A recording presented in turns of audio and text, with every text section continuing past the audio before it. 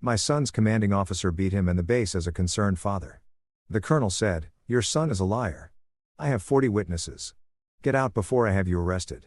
I said, "You have 15 minutes to confess the truth." He called security. 12 minutes later, Pentagon called him. "Sir, the man you threatened is." Chapter 1, The Quiet Before. Dalton Larson had spent 23 years in military intelligence before retiring to what most people would call a quiet life. Most people didn't know that retirement meant consulting directly with the Secretary of Defense on matters that never made it to briefings or reports. They didn't know that the modest house in Alexandria, Virginia, contained a secure communication room that connected him to some of the most powerful people in the Pentagon. His wife, Melissa, knew she'd been a Marine Corps logistics officer when they met, and she understood the weight of secrets. Their son, Mitch, knew his father had served, but like most 22-year-olds, he was more focused on building his own path. The kid had joined the Army against Dalton's initial wishes. Not because Dalton didn't respect the service, but because he knew exactly what kind of hell could hide behind polished brass and patriotic rhetoric. On a Tuesday evening in October, Dalton was reviewing classified documents about contractor fraud in Afghanistan when his encrypted phone buzzed. Not the regular cell phone, the other one. "Larson," he answered. "Dad." Mitch's voice was wrong. Tight. Pain wrapped around every syllable. Dalton's entire body went rigid. "What happened?" "I need you to listen. Don't react, just listen." A wet cough. "I'm okay. Mostly okay. Mitch. Colonel Gonzalez beat the hell out of me during training today. Said I showed him disrespect. Broke my ribs, Dad. Maybe my jaw. They took me to the base clinic and the doctor, Colonel Johnson, he wrote it up as a training accident. Fall from an obstacle course." Dalton's hand tightened around the phone until his knuckles went white. His voice remained perfectly calm.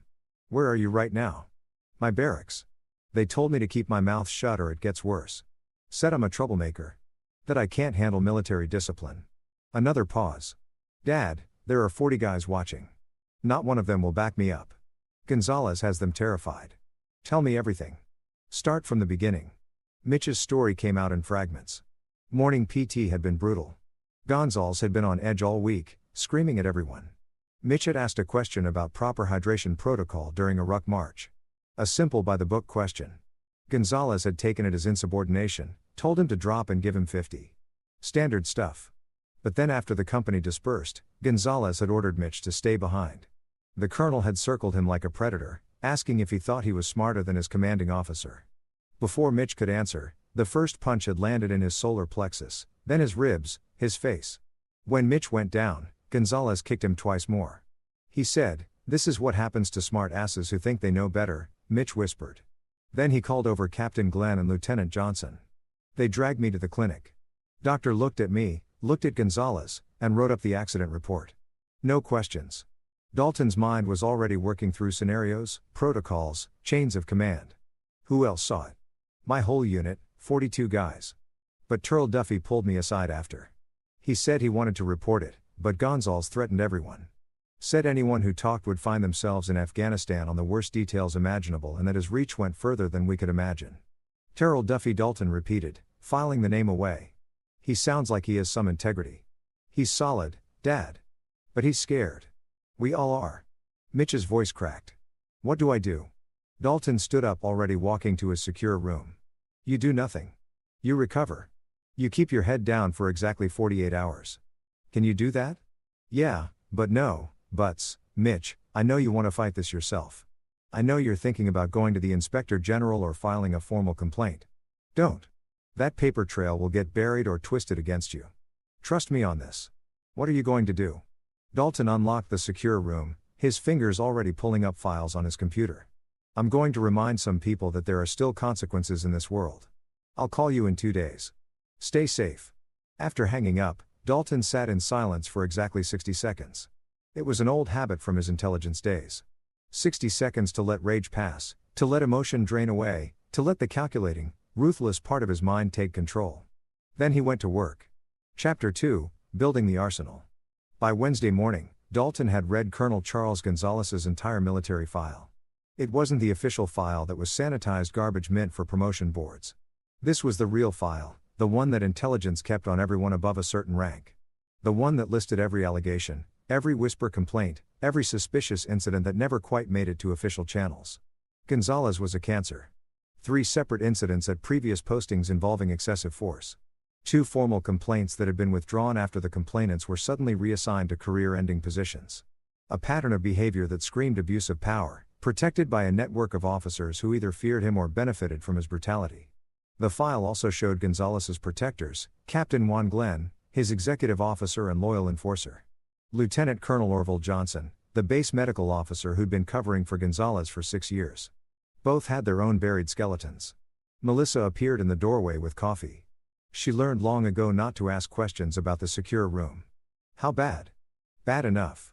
Dalton took the coffee, kissed her cheek. He put his hands on her son. Her expression didn't change, but her eyes went cold. Melissa Larson had commanded supply convoys through hostile territory in Iraq. She'd lost friends to IEDs and ambushes. She knew exactly what kind of evil could wear a uniform. "What do you need from me?" she asked. "Keep things normal here. If I'm not back in 3 days, call Douglas Flowers at the Pentagon." His direct line. She nodded. Douglas Flowers was the Deputy Under-Secretary of Defense for Intelligence. He and Dalton had worked together on operations that would be classified for the next 50 years. "You're going to the base tomorrow morning." "I'm going as concerned father, just a civilian who wants answers about his son's training accident." Dalton's smile was cold. "I want to see how far they'll take the lie." Wednesday passed in a blur of encrypted calls and careful research. Dalton contacted 3 separate sources inside the Pentagon. People who owed him favors from his intelligence days. He didn't tell them what he was planning. He just asked them to be ready. He also reached out to Dominic O'Connor, a military investigator with the Inspector General's office who'd worked several cases with Dalton.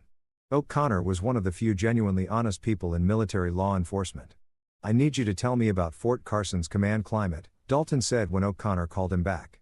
"That's a specific question. You're looking at someone." "Colonel Charles Gonzalez, training commander." A long pause. "Jesus, Dalton. What's your interest?" "Personal. Very personal." "Then you should know that Gonzalez is untouchable. 3-star general named Berman thinks he walks on water. We've tried to investigate him twice. Both times the general made it disappear. You're walking into a brick wall. Thank for the warning." Dalton hung up and added General Berman to his list. The rot went higher than he'd thought. That evening, Dalton called Mitch again. His son sounded better.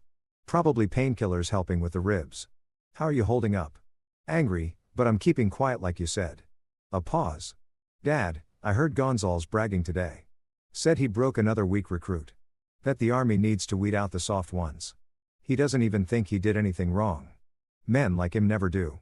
That's going to be his weakness." Dalton kept his voice gentle. "I'm coming to the base tomorrow. I'll be there as just your father. No rank, no titles. I want you to hear how they handle a civilian complaint. They'll shut you down hard. I'm counting on it. Mitch, I need you to do something for me. That soldier, Terrell Duffy, is he someone you trust completely with my life? Good. I need you to tell him to document everything he saw. Written statement, dated, signed. He keeps it hidden. Doesn't file it anywhere. Doesn't tell anyone else. Just writes it down exactly as he remembers it. Can he do that? I'll ask him tonight. And Mitch, no matter what happens tomorrow, no matter what you hear, trust that I know what I'm doing." Thursday morning, Dalton dressed in civilian clothes, jeans, a button-down shirt, work boots. He looked like any blue-collar father coming to sort out a problem with his kids' training. He drove his personal truck, not the government-issued sedan that sat in his garage. Everything about his appearance said ordinary, powerless, forgettable. The drive to Fort Carson took 4 hours. Dalton spent them listening to music and mentally preparing. He'd learned long ago that the key to intelligence work wasn't just gathering information. It was understanding human nature. Pride, arrogance, the certainty that power made you invulnerable. These were the weaknesses he'd exploit. Chapter 3. Walking into the lion's den. The guard at Fort Carson's main gate checked Dalton's ID and waved him through with minimal interest. Just another visitor. Dalton followed the signs to the base headquarters, parked in the civilian lot, and walked inside like he'd done it 1,000 times before. The corporal at the reception desk looked up with practiced boredom. "Help you, sir. I'm here to see Colonel Charles Gonzalez. My son is in his training unit. Do you have an appointment?" "No, but I think the colonel will want to see me. My son had a training accident earlier this week, and I have some questions about how it was handled." The corporal's expression shifted slightly. "Sir, if you have concerns about your son's training, you should submit a formal inquiry through. I prefer to speak with Colonel Gonzalez directly." Dalton Larson. My son is Private Mitchell Larson. The name didn't register with the corporal, which was perfect. The kid picked up the phone, spoke quietly for a moment, then hung up. Colonel Gonzalez says he can give you 10 minutes. Building C, second floor. Dalton thanked him and headed across the quad. The morning sun was bright. Soldiers moving in organized formations. The everyday machinery of military life grinding forward. Beautiful and terrible order built on discipline and trust. When that trust was betrayed, the whole structure became a cage. Colonel Gonzalez's office was exactly what Dalton expected. Awards and commendations on the walls, a large desk positioned to put visitors in a psychologically inferior position, photos of the colonel with various dignitaries. A shrine to ego. Gonzalez himself was a compact man. His late 40s, fit, but with the beginning of a gut that suggested too much desk time. His handshake was unnecessarily firm, his smile manufactured. Mr. Larson, I understand you have concerns about your son. I do. Dalton sat without being invited. A subtle power play. Mitch called me Tuesday night. Said he'd been beaten by you during training and that the incident was covered up as an accident. Gonzalez's smile never wavered. Your son is confused, Mr. Larson. Private Larson had an unfortunate fall during obstacle course training. He was treated by our medical staff and cleared to return to duty. If he told you something different, I'm afraid he's either misremembering due to his injuries or he's fabricating a story to avoid responsibility for his own clumsiness. He described the beating in detail. Said you punched him repeatedly after the morning formation, then had your officers file a false report. Mr. Larson, I understand you're concerned about your son, but I have to tell you that Private Larson has shown some disciplinary issues since arriving here. Nothing major, but a pattern of questioning authority, thinking he knows better than his instructors. Gonzalez leaned back in his chair. Sometimes young men who struggle with military discipline create elaborate stories to justify their failures. Dalton let the insult hang in the air for a moment. You're saying my son is a liar? I'm saying he's struggling with the transition to military life. It happens. Some recruits simply aren't cut out for the army. Were there witnesses to this training accident? The entire company was present during morning PT. I have 42 soldiers who can confirm that Private Larson fell during the obstacle course. Not one of them saw anything resembling what your son described. There it was. The lie delivered with absolute confidence. Dalton showed no reaction. I like to speak with some of those witnesses. That's not possible. My soldiers have training schedules to maintain. I'm not going to disrupt unit cohesion because one recruit can't handle the reality of military service. Gonzalez's tone sharpened. Mr. Larson, I've been patient with you out of respect for your concern as a father, but I think we're done here. I'd also like to see the medical report. That's confidential military information. You have no right to access it. Dalton stood slowly, his expression calm. Colonel Gonzalez, I'm going to give you 15 minutes to tell me the truth about what happened to my son. 15 minutes to admit what you did, to file a proper incident report and to face the consequences of your actions. Gonzalez stood as well, his face flushing red. Excuse me? You beat my son. You had your officers cover it up. You've created an environment of fear where 42 soldiers are too terrified to tell the truth. I'm giving you 15 minutes to fix it. Are you threatening me? Gonzalez's voice rose. Let me make something very clear, Mr. Larson. I am a colonel in the United States Army. You are a civilian with no authority on this base. Your son is a liar and a troublemaker. And if you continue to make these baseless accusations, I will have you arrested for harassment and removed from this installation.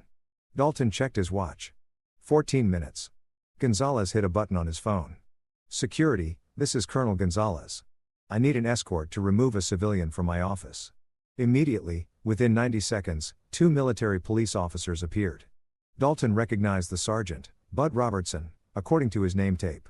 A career MP probably seen 100 difficult situations. This man is making threatening statements, Gonzalez said.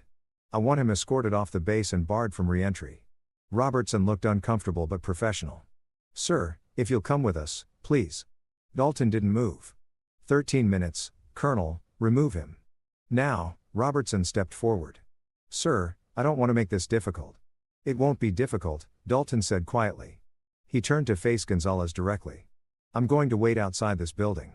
12 minutes from now, the truth about what you've done is going to come crashing down on you. You have that long to get ahead of it.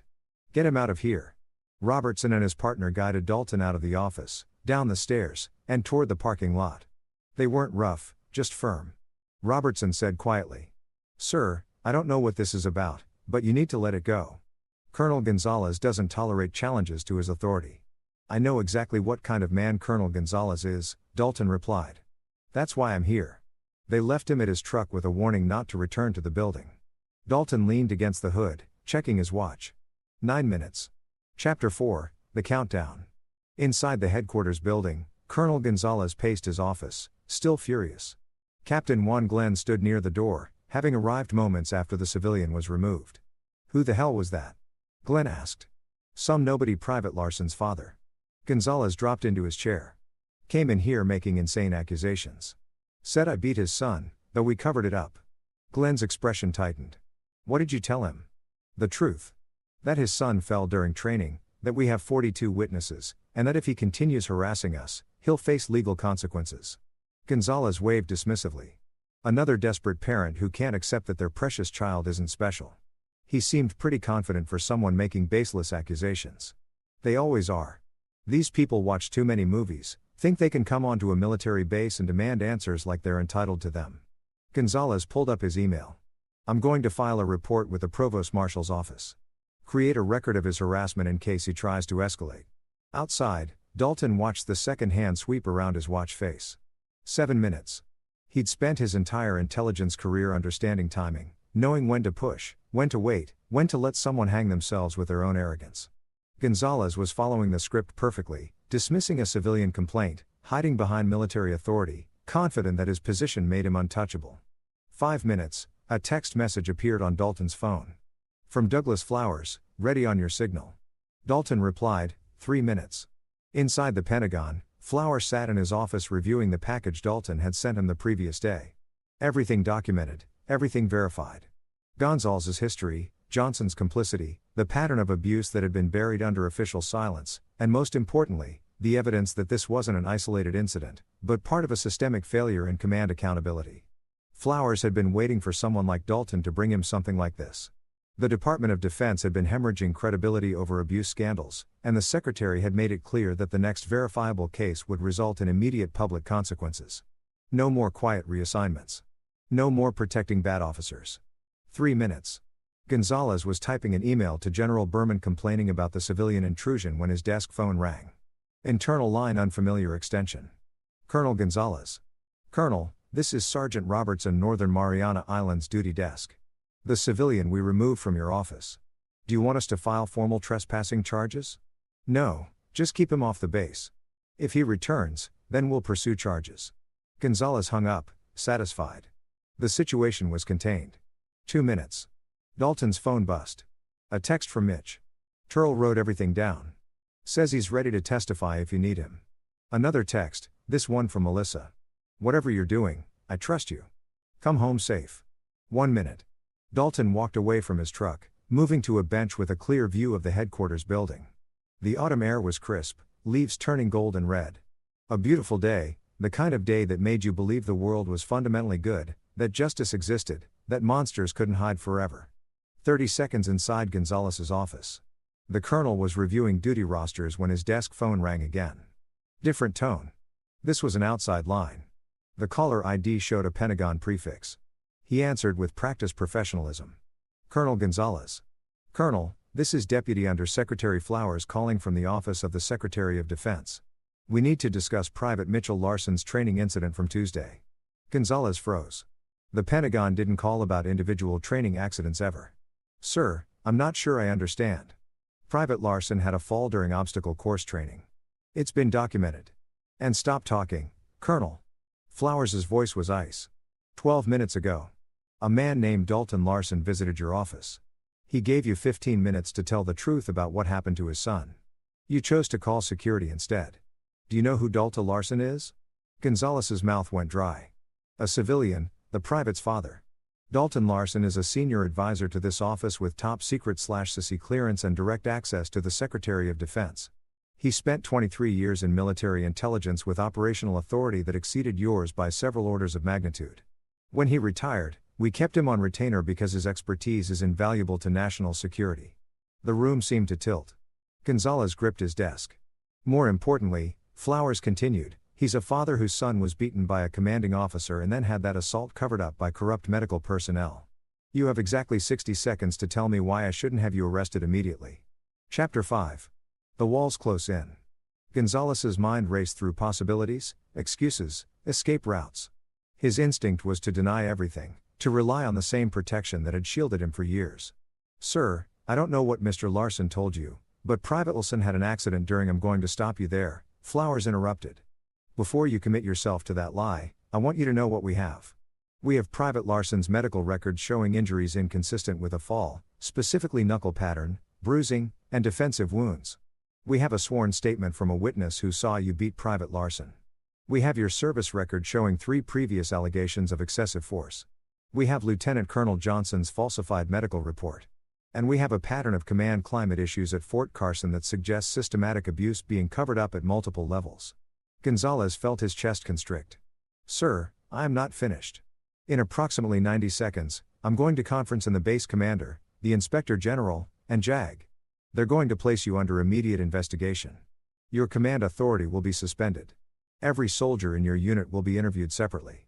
Every report you filed in the last year will be audited. Do you understand what's happening? Yes, sir. Gonzalez's voice was barely a whisper. Then I'm going to ask you one question, and your answer will determine whether you spend the rest of your life in prison or merely lose your career and pension. Did you physically assault Private Mitchell Larson on Tuesday morning? The silence stretched for 5 eternal seconds. Yes, sir, I did.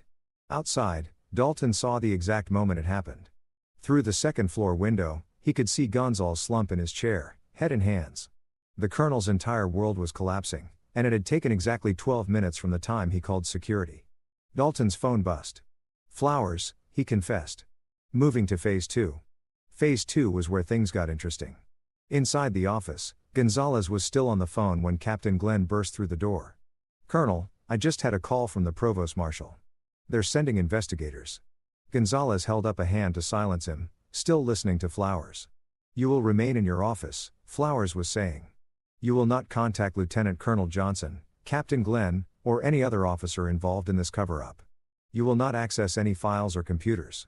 You will not leave the base. Investigators will arrive within 2 hours to take your formal statement. Is this clear? Yes, sir. Put me on speaker. Gonzalez pressed the button. Glenn's face had gone pale. This is Deputy Undersecretary Flowers speaking to everyone in that office. As of this moment, Colonel Gonzalez has been relieved of command authority pending investigation. Captain Glenn, you are ordered to report to the base legal office immediately. Do not discuss this case with anyone. Do not attempt to contact witnesses or alter any documents. Failure to comply will result in criminal charges. Acknowledge. Glenn's voice shook. Understood, sir. You have destroyed the trust that is fundamental to military service. You have betrayed the soldiers under your command, and you have learned the hardest lesson there is. That rank does not make you invulnerable and that eventually someone more powerful will hold you accountable. Flowers paused. Mr. Larson is still on that base. If anything happens to him or his son, if they experience even the slightest retaliation, I will personally ensure that every officer involved spends the maximum time in Leavenworth. Get out of my army. The line went dead. Gonzalez sat in his chair, stunned everything he'd built. 24 years of service, his reputation, his authority. Gone in 12 minutes because he'd underestimated a civilian in jeans and work boots. Glenn stood frozen. What do we do? Nothing. There's nothing we can do. Gonzalez looked up and for the first time in years, he looked genuinely afraid. He knew. Larson knew exactly what would happen. He gave me 15 minutes to confess because he'd already put everything in motion. The phone call, the investigation, all of it. He set a timer and watched me walk into it. Who is he? Someone we should never have with. Chapter 6. The reckoning spreads. Within the hour, the base was in controlled chaos. Military investigators from the Inspector General's office arrived with sealed orders. The base commander, a 2-star general, made an emergency call to the Pentagon and emerged from his office looking shaken. Every soldier in Gonzalez's training company was separated and interviewed individually. Dalton remained on the base, now with official authorization. The Provost Marshal himself apologized for the earlier removal, explaining that he hadn't been briefed on the situation. Dalton accepted the apology with grace, but his focus was elsewhere. He went to find his son. Mitch was in the barracks when Dalton arrived. The kid stood quickly, wincing from his ribs, and Dalton saw the full extent of the damage for the first time. Yellow-purple bruising across Mitch's jaw, the way he held his left side, the split lip that was still healing. "Dad," Mitch said quietly. "I heard what happened. The whole base is talking about it." Dalton pulled his son into a careful hug, mindful of the injuries. "How are you holding up?" "Better now. Scare before, but better now." Mitch pulled back. "What you did? I don't even know what to say." "You don't have to say anything. No one hurts my son and gets away with it." Dalton guided Mitch to sit on his bunk. "The investigators are going to want to interview you. Tell them everything exactly as it happened. Don't minimize it. Don't exaggerate it. Just the truth. What's going to happen to Gonzalez? Court-martial at minimum. Probably prison time. His career is over." Dalton's expression hardened.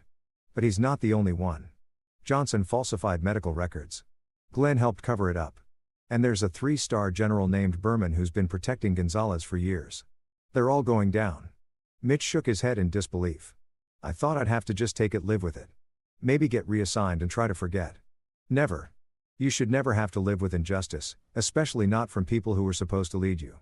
Dalton squeezed his son's shoulder. "The Army is built on values. Honor, integrity, duty. When officers violate those values, they destroy everything the uniform represents.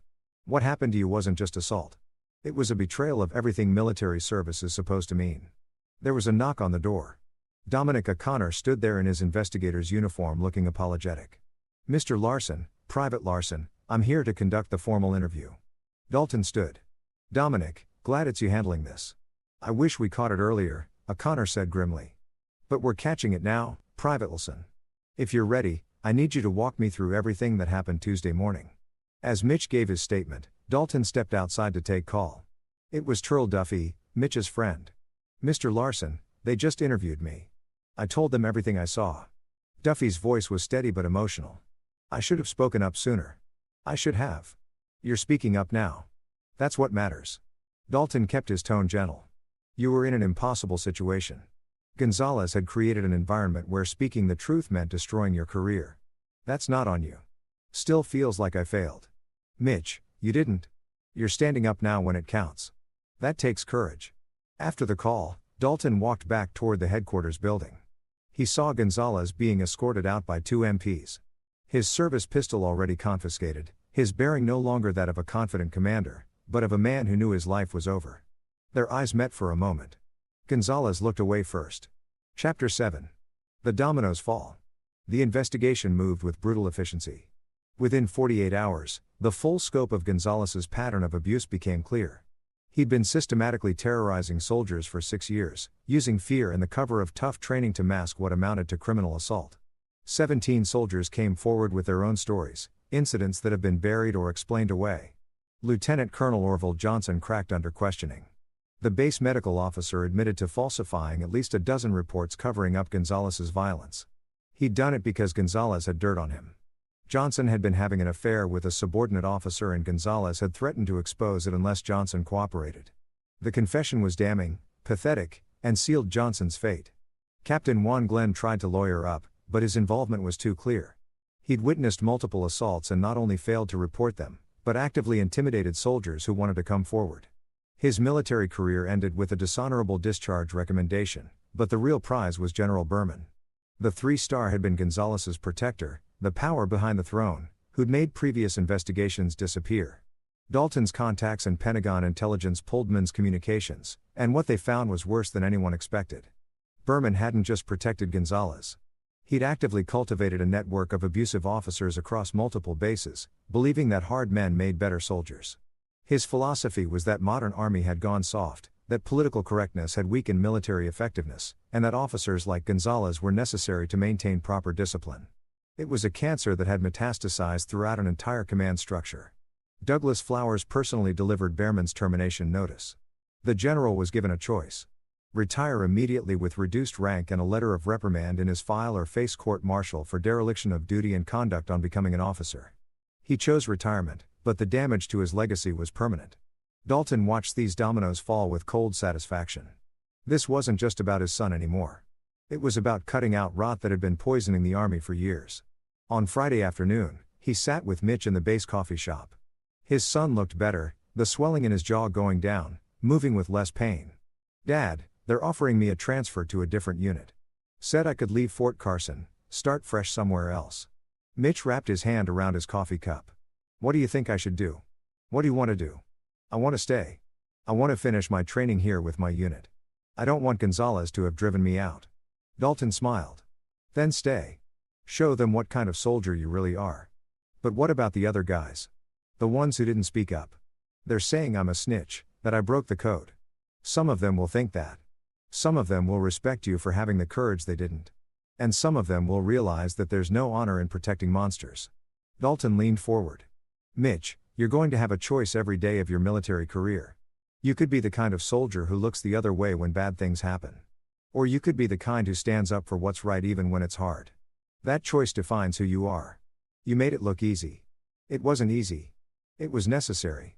There's a difference. Dalton's expression softened. I had resources most people don't have.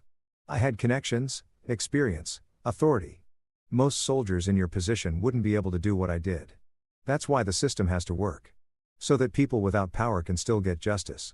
Did the system work this time? Yes, because I forced it to. But that's the problem. It shouldn't require someone like me to make the system function. It should work on its own. Dalton sighed. That's what we're trying to fix now. New policies, better oversight, protections for whistleblowers. It won't be perfect, but it'll be better than what you went through. Chapter 8. The Trial. 6 months later, Dalton sat in the courtroom at Fort Leavenworth for Gonzalez's court-martial.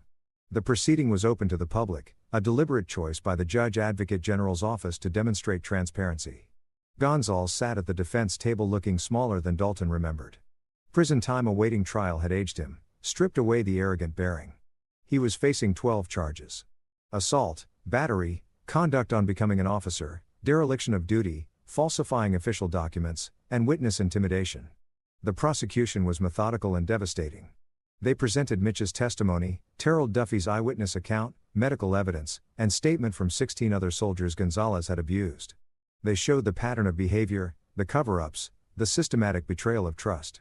Gonzalez's defense attorney tried to argue that his client had been enforcing legitimate military discipline, that soldiers today were too soft, that a certain level of physical confrontation was normal in training environments. The argument fell flat. This wasn't discipline. It was sadism with a uniform. Dalton testified as well, not about the incident itself, but about his investigation and what he'd found. He kept his testimony factual, clinical, devastating. He detailed how he'd built the case, contacted the Pentagon, and given Gonzalez the chance to come clean. He described the colonel's arrogance, his certainty that rank made him untouchable. Did you intend for this case to go public? The prosecutor asked. Absolutely, Dalton replied. Not for revenge, but for accountability.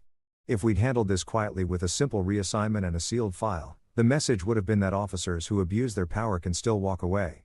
I wanted every soldier in the Army to know that there are consequences, that the system can work, that speaking up matters. The verdict came after 3 days of deliberation. Guilty on all counts. Sentencing was harsh. Gonzalez received 8 years in military prison, dishonorable discharge, loss of all rank and benefits. He'd entered the Army as an idealistic lieutenant and left it as a convicted felon in his 50s with no pension, no prospects, and a criminal record that would follow him forever. Johnson got 4 years and a dishonorable discharge. Glenn got 2 years and was stripped of his commission. General Berman wasn't prosecuted criminally, but his retirement was at reduced rank, his legacy destroyed. He'd been mentioned by name in the Secretary of Defense's public statement about the case, identified as a failed leader who'd enabled abuse through neglect and misguided loyalty. After the sentencing, Dalton met Mitch outside the courthouse. His son was in dress uniform now, a specialist's rank on his shoulders. He'd finished his training, excelled in his follow-on schooling, and was about to deploy with a Ranger unit. It's really over, Mitch said. This part is, but the work continues. Dalton looked at his son with pride. You're going to see a lot in your career. Good leaders and bad ones, systems that work and systems that fail. Remember this. Remember that one person standing up can change everything. I will. And Dad. Mitch's voice was thick with emotion. Thank you for believing me, for fighting for me. Always, son. Always. Chapter 9. Aftermath and Legacy. 1 year after Gonzalez's conviction, Dalton sat in a Pentagon briefing room with Douglas Flowers and a team of military reform advocates. They were presenting a new training initiative based on the Larson case, mandatory reporting systems, independent investigations for all abuse allegations, protections against retaliation, and a complete overhaul of how command climate was assessed. The Larson case became a turning point, Flowers told the assembled officers. Not because of the abuse itself. Tragically, we've had too many of those. But because it demonstrated that transparency and accountability could work, that we could excise rot without destroying the institution. Dalton listened, but didn't speak. This wasn't his show anymore. He'd done what he needed to do. Protected his son, exposed corruption, forced the system to work. Now, it was up to others to make sure the changes stuck. After the briefing, he drove home to Alexandria. Melissa was in the kitchen making dinner.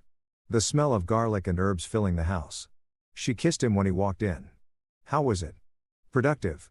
They're actually listening. Dalton loosened his tie. Maybe something good comes out of all this. It already has. Mitch called earlier. His unit commander praised him in front of the whole company. Said he was the kind of soldier the Army needed. Someone with both courage and integrity. Dalton smiled. That was worth more than any medal or accommodation.